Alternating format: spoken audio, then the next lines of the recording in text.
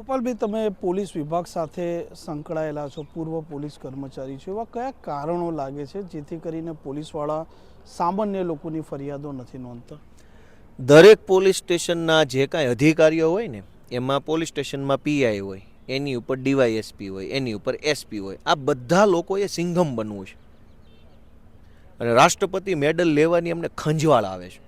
અપેક્ષા નહીં, ઈચ્છા નહીં, મહત્વાકાંક્ષા નહીં, ખંજવાળ. કેવી રીતે કે જેટલી ઘટના વિસ્તારમાં બને એ તમામ ઘટનાની એફઆઈઆર જો પીઆઈ લખે તો ડીવાયએસપી તરત એને ઠપકો આપે કે તારે ક્યાં એટલું બધું ક્રાંતિકારી થઈને જવું છે, ચોપડા ઉપર ક્લીન હોવું જોઈએ કે મારા મત વિસ્તારમાં એક પણ ગુનો બનતો નથી. કેવી રીતે? તો કે ફરિયાદ લખવાની જ નહીં. ફરિયાદ જ ના લખે તો ઈ પોલીસ સ્ટેશનમાં ગુનો જ ના બને. એવી રીતે એસપી પણ એવું ઈચ્છતો હોય કે એસપી એક જિલ્લાની અંદર માનો કે 15 પોલીસ સ્ટેશનો હોય તો એસપી પણ એમ ઈચ્છે કે દરેક પોલીસ સ્ટેશનના પીઆઈને અનઓફિશિયલ સૂચના આપે કે ફરિયાદ નોંધતા પહેલાં મને પૂછી લેવાનું.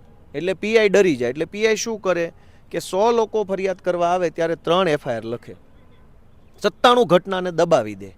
એટલે પછી એસપી શું ફાંકા ફોજદારી કરે કે મારા આવ્યા પછી ક્રાઇમ ઘટ્યો, હું મોટો સિંઘમ છું, હવે મને મેડલ મળવો જોઈએ, હર્ષ સંઘવીના હાથે ખંજવાળ ભાંગવી જોઈએ.